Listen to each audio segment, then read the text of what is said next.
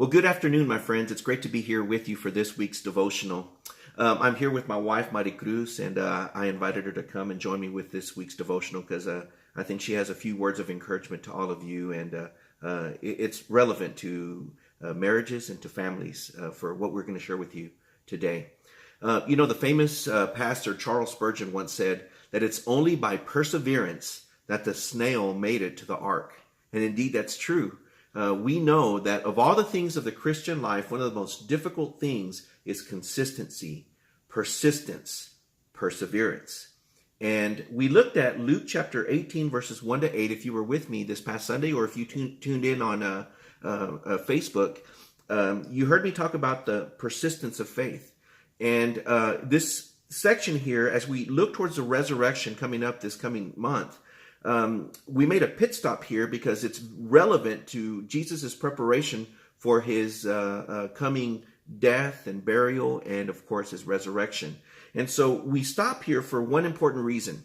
We looked at last week and the last couple of weeks on the raising of Lazarus, and how John tells us that after the raising of Lazarus, that the Pharisees were wanting to arrest Jesus and take his life.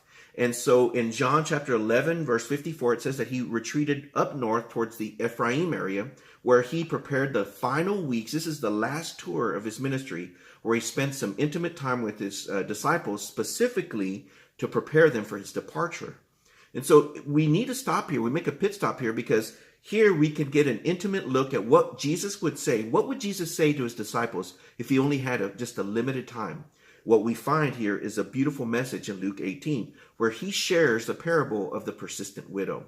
And it tells us in Luke 18:1 that he shared this with them to show them that at all times they ought to pray and not lose heart. In other words, Jesus was saying, look, I'm going to share a story with you guys because I know how difficult it is to be persistent in faith. So he tells them this story about this widow who was unjustly treated. And she comes to this judge, and not just any ordinary judge, but a wicked judge, a judge who didn't fear God, who didn't respect man, who had no consideration for other people. And yet, by this woman's persistence, the judge finally caved in and said, okay, I will do that which I should do.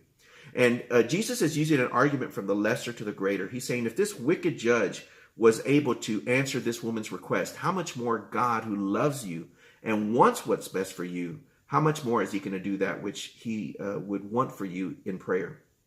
So he's encouraging them. He's telling them, look, you're not going to have me forever here, guys. I'm going to have to finish my ministry and my calling, that to die on a cross and to die, and of course, and to be buried and resurrected. And you may not see me visibly, but you'll always find me if you'll seek me in prayer. And boy, what a message this is for us today. Because, we're called to be good husbands, good wives, good mothers, good fathers, good stewards of his money, good workers. And to give our best every single day can be discouraging sometimes. We can feel frustrated and feel like we just can't meet the requirements of the Christian walk. But my wife and I here today, we want to encourage you. We want you to know that despite how difficult it may seem, Jesus has a message for us. You're not on your own. He called them not only to be rooted in him, but to be rooted in each other. That means that if you're not going to church and you're not regularly tapping into his strength and the fellowship of one another, the community fellowship, if you're not praying regularly, you're going to be running on empty. And so I wanted to ask my wife to share just a brief message to the mothers and the wives out there. What would you say to them concerning this persistence of faith for any women out there? I think that it is really hard to be a wife, mom. We juggle many different things in every day. So I think my encouragement to all those ladies over there is that the little things that what really matters. Jesus called us to be persistent, so we have to persist. And whether it's praying, many times we want to see immediate results.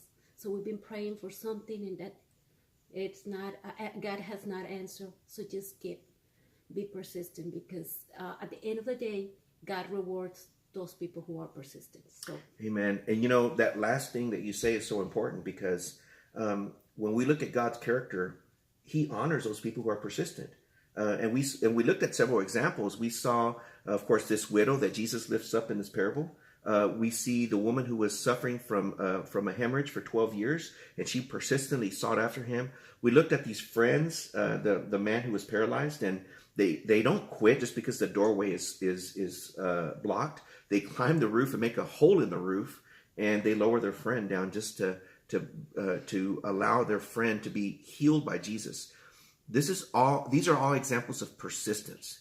And so I want to encourage you. My wife wants to encourage you. If you're struggling in your marriage, if you've had arguments with loved ones, if you're struggling at work, if you feel like you just can't keep going, the bondages of sin, maybe there's an addiction, maybe there's just a nagging problem in your life, my wife and I, we want to encourage you. It's not easy, okay? We know we're humans, we're creatures of the Lord that are fallible, but God's promise here in this parable that Jesus shares is a reminder to all of us.